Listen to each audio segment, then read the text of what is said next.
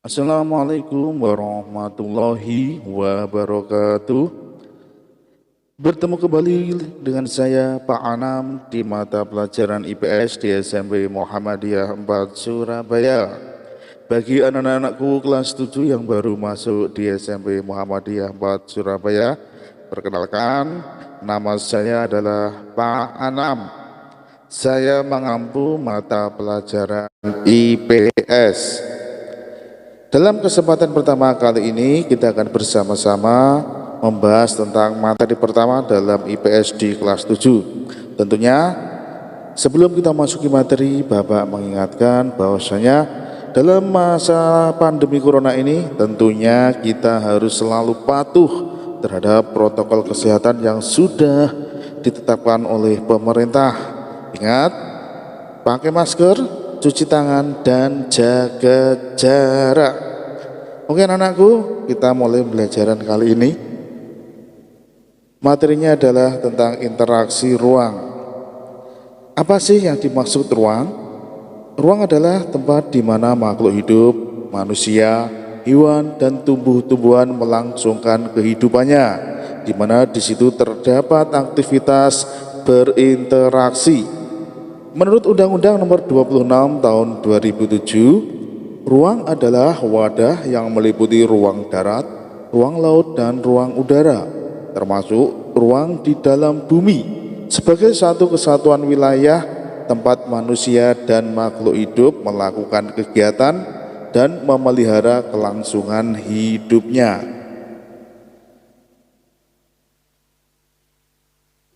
Ruang merupakan suatu tempat sebagai titik utama manusia melakukan aktivitas dan nantinya berbenturan dengan aktivitas lainnya, di mana di dalam interaksi antar ruang dipastikan interaksi antara aspek-aspek yang ada dalam ruang tersebut. Ketika kita berada di sekolah, pasti kita berinteraksi dengan guru, murid, bangku siswa, kantin. Begitu juga dengan kita berinteraksi di tempat lainnya, pasti berbeda. Pengertian interaksi merupakan suatu proses yang sifatnya timbal balik dan mempunyai pengaruh terhadap tingkah laku, baik melalui tindakan kontak langsung atau tidak langsung. Pengertian interaksi antar ruang. Interaksi antar ruang adalah suatu cara mengelola ruang berdasarkan potensi, juga permasalahannya dan keterkaitan suatu ruang dengan ruang-ruang di sekitarnya, di mana interaksi antar ruang dapat terjadi karena adanya kelebihan dan kekurangan yang dimiliki suatu daerah. Terjadinya interaksi sosial dikarenakan ada 3 hal. 1. Perpindahan mobilitas manusia atau penduduk. 2. Perpindahan barang. 3. Perpindahan informasi. Di mana semakin besar perpindahan arus, maka interaksi tersebut dikatakan semakin kuat.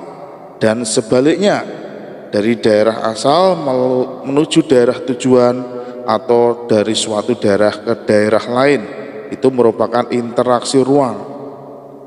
Syarat-syarat interaksi ruang, yang pertama, saling melengkapi.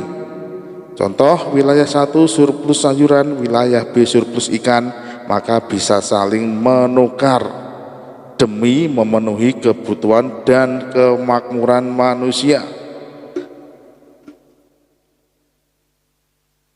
Seperti gambar berikut, ini adalah di pasar tempat bertemunya interaksi antar ruang, di mana di setiap daerah memiliki karakteristik yang berbeda sehingga terjadilah tempat untuk melengkapi kebutuhan tersebut, namanya pasar tadi. Yang kedua, ada kesempatan antara, di mana di kesempatan antara ini, contoh wilayah A surplus sayuran, sementara wilayah B surplus ikan, sementara wilayah C surplus ikan dan minus sayuran.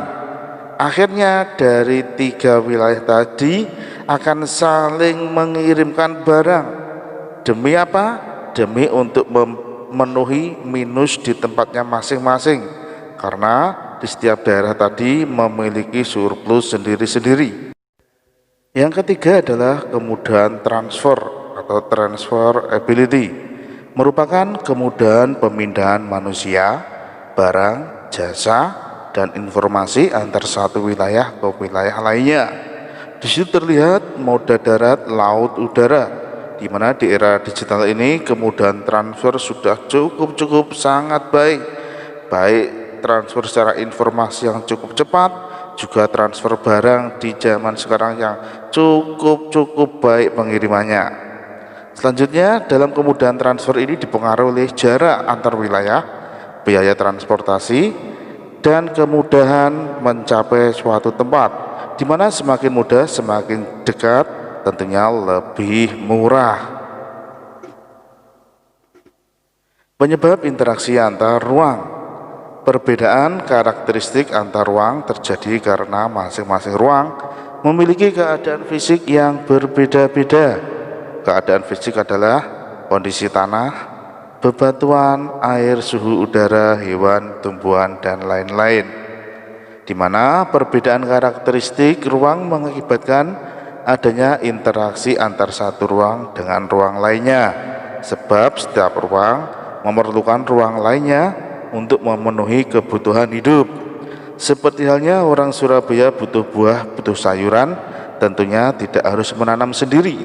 Semua itu akan dikirim dari wilayah pegunungan yang cocok untuk menanam buah-buahan dan sayuran, sehingga interaksi dari wilayah Surabaya dengan wilayah pegunungan sekitar pensuplai buah sayuran pasti interaksinya sangat erat. Dalam setiap interaksi pasti tentu ada dampak positif dan negatif. Berikut dampak interaksi sosial. 1. Pasti berkembangnya pusat-pusat pertumbuhan. 2. Dampak dari interaksi sosial adalah perubahan penggunaan lahan. Yang dulunya sawah sekarang menjadi pemukiman. Yang dulunya lahan kosong menjadi pertokoan. Dampak yang ketiga yaitu perubahan orientasi mata pencaharian. Dulu banyak remaja ingin meneruskan orang tua menjadi petani. Selanjutnya di masa sekarang banyak remaja ingin kerja di sektor industri dan jasa di perkotaan. Dampak yang keempat adalah berkembangnya sarana dan prasarana. Jalan tol makin dibangun. Jalur-jalur penghubung antar wilayah makin diperbanyak. Akses-akses menuju daerah-daerah terpencil sudah teratasi. Jalur-jalur laut, udara sudah semakin lengkap. Hal tersebut tentunya untuk mendukung adanya interaksi antar wilayah. Kita contohkan Surabaya dan Madura, interaksinya sangat kuat sehingga kebutuhan akal penyeberangan kapal feri sudah dirasa cukup kurang. Sekarang sudah ada jembatan Suramadu, sehingga setelah terbangunnya jembatan Suramadu, maka interaksi antar wilayah Surabaya dan Madura pasti sangat kuat. Kenapa sangat kuat? Karena dilihat dari semakin banyaknya perpindahan manusia dari Surabaya ke Madura ataupun sebaliknya. Tentunya semangat untuk berpindah semakin kuat.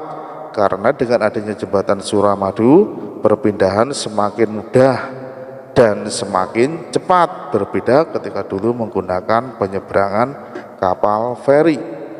Tentunya itu tadi berkaitan tentang interaksi antar ruang, di mana dalam interaksi antar ruang tersebut pasti mengakibatkan dampak negatif dan dampak positif. Salah satu dampak positifnya adalah seperti yang ada di gambar ini. Di mana-mana seluruh wilayah Indonesia sudah mengalami pembangunan yang cukup luar biasa. Akses-akses menuju wilayah-wilayah terpencil sudah mulai teratasi. Akses-akses menuju percepatan pertumbuhan juga sudah mulai ditata dengan baik. Penghubung antar wilayah juga sudah mulai dibangun dengan baik, sehingga diyakini dengan adanya perbaikan infrastruktur tersebut pastinya akan memudahkan berkembangnya roda perekonomian keseluruhan di wilayah Indonesia.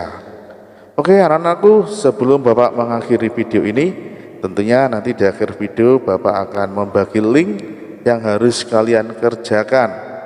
Link bisa dilihat di deskripsi video dan silahkan dikerjakan dengan baik. Apabila masih perlu bantuan untuk menentukan jawaban, silahkan dilihat ulang video yang sudah kalian lihat ini. Tentunya dengan melihat berulang-ulang kalian akan lebih mudah untuk menjawab video yang sudah Bapak siapkan.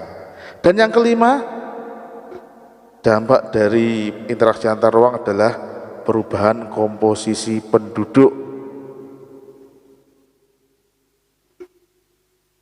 Dampak yang keenam adalah perubahan sosial budaya. Yang dulunya menanam manual menjadi mesin, yang Bapak guru dulu di papan sekarang menggunakan proyektor, dan sekarang malah menggunakan media daring tanpa bertemu langsung, hanya menggunakan fasilitas internet. Demikian tadi anak-anakku semuanya video pembelajaran tentang ruang dan interaksi antar ruang. Untuk lebih lengkapnya lagi, silahkan kalian klik link di bawah ini dan silahkan kalian kerjakan supaya pembelajaran hari ini semakin matang dan semakin berhasil, dan kalian semakin tahu dan semakin mengerti bagaimana ruang yang kita tempati dan interaksinya dengan ruangan lainnya. Oke anak-anakku, Bapak ucapkan terima kasih atas perhatian kalian. Tentunya kita akan bertemu lagi di lain kesempatan. Assalamualaikum warahmatullahi wabarakatuh.